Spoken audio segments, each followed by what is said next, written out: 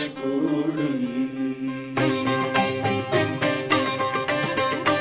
எல்லாம் செயல்கூடும் என்னானை அம்பலத்தே. எல்லாம் செயல்கூடும் என்னானை அம்பலத்தே. அருட்பெரும் ஜோதி அருட்பெரும் ஜோதி தனிப்பெரும் கருணை அருட்பெரும் ஜோதி. ஆன்மநேய சகோதர சகோதரிகள் அனைவருக்கும் என்னுடைய ஆன்மநேய வந்தனங்களை முதற்கண் தெரிவித்துக் கொள்கிறேன். இன்னைக்கு சுத்த சன்மார்க்க குறிப்புகளில் பெருமான் அடைந்த நிலையை ஏன் மற்றவர்கள் அடைய முடியவில்லை, அதற்கான காரணம் என்ன என்பதை பற்றி சத்விச்சாரம் செய்வோம். நிறைய பேர் எங்கிட்ட கேட்குறது, அம்மா நாங்கள் ஜீவகாருண்யம் செய்கிறோம், பசியாற்றுவித்தல் நடத்துகிறோம், புலால் மறுத்தலை செய்கிறோம், அப்படி இருந்தும் எங்களுக்கு எந்த விதமான தேக மாற்றமும் கிடைக்க மாட்டேங்குது. இதுக்கு காரணம் என்ன? பெருமானார் அப்போ வேறு ஏதோ ஒரு தவம் செஞ்சிருக்கணும். அது என்ன தவம் அப்படின்னு நம்ம அதை கண்டுபிடிக்கணும். பெருமானார் தயவோடு இருங்க, ஜீவகாருண்ய உணர்வோடு இருங்கன்னு சொன்னார். நம்ம அப்படி இருக்கிறோம். ஆனால் அவர் அடைந்த நிலையை ஏன் நம்மளால் அடைய முடியல அப்படின்னு கேட்டாக்கா, அப்போது அவர் ஏதோ ஒரு தவம் செய்திருக்கிறாரு, அது நமக்கு தெரியல.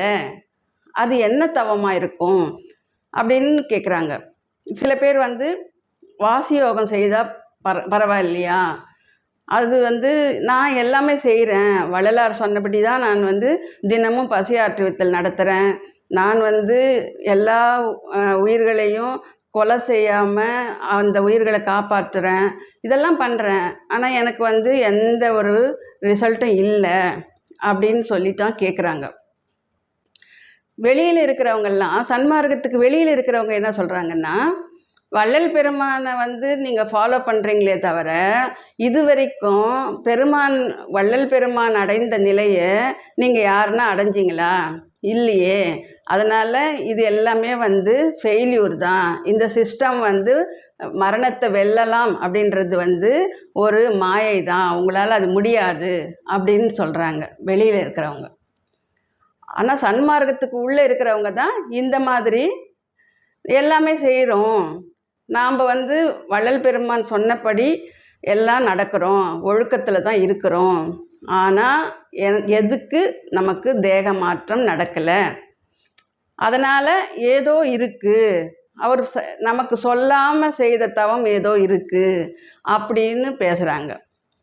ஆனால் இதில் நம்ம கவனிக்க வேண்டியது என்னென்னா, இந்த சன்மார்க்கத்துக்கு வந்த பிறகு நம்ம கொலை புலையை தவிர்க்கிறோம், எல்லா உயிர்களையும் நேசிக்கிறோம், பசியாற்றுவித்தலை தொடர்ந்து செய்கிறோம். இது செய்துட்டா போதுமா அப்படின்னா இல்லை. இப்போ மிருகத்தனத்திலிருந்து மனிதத்தனத்துக்கு வந்திருக்கிறோம், அவ்வளோதான். மனிதன் இயற்கையாக இருக்க வேண்டியது இதுதான். இரக்கத்தோடு இருக்கணும், உயிர்கொலையை தவிர்க்கணும், பசியாற்றுவித்தல் நடத்தணும். இதெல்லாம் மனிதனுக்குரிய இயற்கையான அன்பு, இயற்கையான நேயம், மனித நேயம் அது.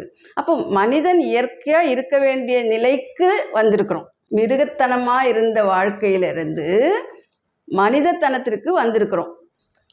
அப்போ உடனே நமக்கு கிடைச்சிடுமா மரணமில்லா பெருவாழ்வு அப்படின்னா, இந்த மனித நேயம் என்பது ஆன்ம நேயமாக உருமாறி இறை அன்பாக மாறணும். நம்மோட அன்பு மனித அன்பு, மனித நேயம், மனித இரக்கம் இதில் இருந்து உயர்ந்து இறை நேயம், இறை அன்பு, இறை இரக்கம் அப்படின்னு அது உருமாறணும். அந்த அளவுக்கு நம்முடைய கருணையை பெருக்கிக்கணும். ஏன் நமக்கு கிடைக்கல மரணமில்லா பெருவாழ்வு அப்படின்னு சிந்திக்கிறது தவறானது கிடைக்கும். அது எந்த நிலையில் கிடைக்கும்னா, வள்ளல் பெருமானார் எந்த மாதிரி இருந்தார்னா, அதாவது மனித நிலையிலிருந்து இறைநிலைக்கு உயர்த்திக்கிட்டார். ஜீவகாருண்ய உணர்வுலேயே அவர் அது ஒரு தவமாக வாழ்ந்தார். ஒவ்வொரு செல்லுலேயும் நமக்குள்ள அந்த ஜீவகாருண்ய உணர்வு 100% நிரம்பணும், பொது நோக்கு வரணும், ஆன்ம நேயம் பெருகணும். அதுக்கப்புறம்தான் அந்த அருள் ஜோதி வெளிப்படும் நமக்குள்ள. அந்த அருள் ஜோதி வெளிப்பட்டாதான் எப்போ வெளிப்படும் அப்படின்னா, நம்ம இறை இரக்கம் பொது நோக்கத்தில் இருந்தீங்கன்னா அது விரிந்து விரிந்து விரிந்து உங்களுடைய கருணை எல்லையில்லாத கருணையாக விரிந்து இறை கருணையா இறை இரக்கமா மாறும். அந்த அளவுக்கு விரியணும். அப்போதான் உங்களுக்குள்ள அந்த அருள் ஜோதியானது வெளிப்பட்டு நமக்குள்ள இருக்கிற அணுக்களை எல்லாம், அழிகின்ற அணுக்களை எல்லாம் வேதித்து ஒளி அணுக்களாக, அழியாத ஒளி அணுக்களாக உருமாற்றம் அடைய செய்யும். அப்போதான் நமக்கு ஒளி தேகம் கிடைக்கும். சுத்த தேகம், பிரணவ தேகம், ஒளி தேகம் ஆகிய முத்தேக சித்தி கிடைக்கணும்னா நம்முடைய இந்த மனித லெவலில் இருக்கிற அன்பு, கருணை, இரக்கம் இதெல்லாம் அந்த முத்தேக சித்தி அடைவதற்கு போதுமான அளவுக்கு இல்லை, சமன்படலை. இன்னும் அந்த இறை அணுக்களோட இறைவனுடைய கருணையோட சமமாக்கப்படலை நம்முடைய அன்பு, நம்முடைய இரக்கம், நம்முடைய ஜீவகாருண்ய உணர்வு அப்படின்றத விளங்கிக்கணும். போதவில்லை, அதனால தான் எனக்கு தேக மாற்றம் கிடைக்கவில்லை என்ற அறிவு விளக்கம் வேணும். அப்போ போதவில்லை, பத்தலை பத்தலை பத்தலை பத்தலை, நம்ம எவ்வளோதான் செய்தாலும் அதெல்லாம் மனித லெவலில் தான் இருக்குது. ஒவ்வொருத்தருடைய அந்த சேவைகள் ஆகட்டும், அந்த இரக்கம் குணமாகட்டும், அது எல்லாமே மனித லெவலில் தான் இருக்குது. இப்போது அதாவது மற்ற உயிர்களை துன்புறுத்தக்கூடாது, மற்ற உயிர்களை கொன்று அதை நம்ம உணவாக எடுத்துக்கக்கூடாது அப்படின்றது சாதாரண மனிதனுக்கு இருக்கக்கூடிய அந்த உணர்வு. அது மனிதனாக இருக்கணும் அப்படின்னா இந்த மாதிரி தான் இருக்கணும். அந்த லெவலுக்கு தான் நம்ம இந்த சன்மார்க்கத்தில் பயணிக்கும்போது உயர்றோம். மிருகத்தனத்திலிருந்து மனித தரத்திற்கு உயர்றோம். அதுக்கப்புறம் அந்த மாதிரி மனித தரத்திற்கு உயர்ந்த பிறகு உடனடியாக எனக்கு ஏன் முத்தேக சித்தி கிடைக்கல அப்படின்னு சொல்லி வெளியிலேருந்து பேசுகிறவங்க மாதிரி நம்மளும் பேசக்கூடாது. இப்போ தான் நம்ம இன்னும் அதிகமாக பொது நோக்குக்கு வரணும். அந்த இறை அன்பு, இறை இரக்கம் நமக்குள்ள இன்னும் வளர்த்துக்கிட்டே போகணும். அதையே ஒரு தவமாக வாழணும். எப்போ அது வேதிக்கும் அப்படின்னா, இப்போ மனித நேயம் வந்துடுச்சு, மனித லெவலில் இரக்கம் வந்துடுச்சு, ஜீவகாருண்யம் உணர்வோடு நம்ம வேலைகளை செய்கிறோம். அது வளர்ந்து வளர்ந்து வளர்ந்து அப்படியே ஒவ்வொரு செல்லுக்கும் 100% போய் நிரம்பணும் அந்த உணர்வுன்னா, இதையே ஒரு தவமாக ஜீவகாருண்ய உணர்விலேயே ஒரு வாழ்க்கையை நடத்துறது தான் ஒரு தவ வாழ்க்கை. ஜீவகாருண்ய தவமாக வாழணும். தவத்தில் நம்ம வாழ்ந்துக்கிட்டே இருக்கும்போது தான் திருவருள் காரியப்படும். திருவருள் காரியப்படும் போது நம்முடைய அந்த உணர்வு, ஜீவகாருண்ய உணர்வானது நமக்குள்ள பெருகி இறைவனுடைய உணர்வு, இறை அருள், இறைவனுடைய இரக்கம் அதுக்கு சமமாக்கப்படும். அப்போ தான் அருள் ஜோதி நமக்குள்ளே வெளிப்படுங்க. அது வெளிப்பட்டுச்சுன்னா அப்போ நமக்கு எல்லாமே மாறும். நமக்கு வேதிக்கப்படும், ஒளி தேகம் கிடைக்கும், மரணத்தை வெல்லுகின்ற வல்லபம் கிடைக்கும். அகவல்ல பெருமானார் சொல்லுவார், தோலெல்லாம் குழைந்திட சூழ்நரம்பனைத்தும் மேலெல்லாம் கட்டவை விட்டு விட்டு எங்கிட என்பெல்லாம் நெக்கு நெக்கு இயலிடை நெகிழ்ந்திட மென்புடை தசையெல்லாம் மெய்யுறத் தளர்ந்திட இரத்தம் அனைத்தும் உள்ளிருகிட சுக்கிலம் உரத்திடை பந்தித்து ஒரு திரள் ஆயிட மடலெல்லாம் மூளை மலர்ந்திட அமுதம் உடலெல்லாம் ஊற்றெடுத்து ஓடி நிரம்பிட ஒண்ணுதல் உயர்த்திட ஒளிமுகம் மலர்ந்திட தண்ணிய உயிர்ப்பினில் சாந்தம் ததும்பிட உன்னகை தோற்றிட உரோமம் பொடித்திட கண்ணில் நீர் பெருகி கால்வழிந்தோடிட வாய் துடித்தலறிட வளர்செவி துணைகளில் கூயிசை பொறியெல்லாம் கும்மென கொட்டிட மெய்யெல்லாம் குளிர்ந்திட மென்மார்பு அசைந்திட கையெல்லாம் குவிந்திட காலெல்லாம் சுலவிட மனம் கனிந்துருகிட மதி நிறைந்து ஒளிர்ந்திட இனம்பெரு சித்தம் ஏய்ந்து கழித்திட அகங்காரம் ஆங்காங்கு அதிகரிப்பமைந்திட சகம் காண உள்ளம் தழைத்து மலர்ந்திட அறிவுறும் அனைத்தும் ஆனந்தமாயிட பொறியுறும் ஆன்ம தற்போதமும் போயிட